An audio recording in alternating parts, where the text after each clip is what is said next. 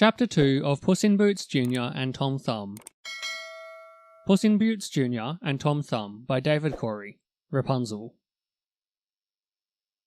When Puss Jr. and Tom Thumb reached the tower in the enchanted forest, they hid themselves in a thicket close by, and pretty soon they heard a voice crying, "Rapunzel, Rapunzel, let down thy hair." Through the thicket Puss could see an old woman with a high peaked hat standing at the foot of the tower. "Tom," he whispered, "do you see the ladder of beautiful golden hair?" "Not yet," replied Tom Thumb. And then the old woman called out again, "Rapunzel, Rapunzel, let down thy hair." "The wicked witch is angry," whispered Tom. Perhaps she would have flown into a dreadful rage if, all of a sudden, Rapunzel's braided tresses hadn't dropped at her feet. Then, quick as a wink, she climbed up the golden ladder. "Let's wait here until she comes down," said Puss.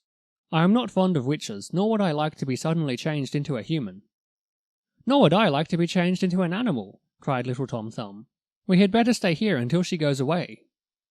At last they saw her slowly climbing down the golden ladder. "Now draw up thy tresses, Rapunzel," she called out, when she reached the foot of the towers, and there she stayed until Rapunzel had obeyed her command. "Now, my brave Tom Thumb," cried Puss, as soon as the wicked enchantress had disappeared in the forest, "let us see what we can do." And together they ran toward the tower, and then Tom Thumb called out, "Rapunzel, Rapunzel, let down thy hair," and at once the beautiful hair fell down. So Puss and Tom Thumb climbed up as fast as possible, and when they had reached the window sill they jumped into the room. Rapunzel asked in a trembling voice, "Who are you, and what brings you here?" "To set you free," cried Puss and Tom Thumb in the same breath. But before she had time to answer, the voice of the enchantress was heard calling, "Rapunzel, let down thy hair." "We are lost!" cried Tom Thumb.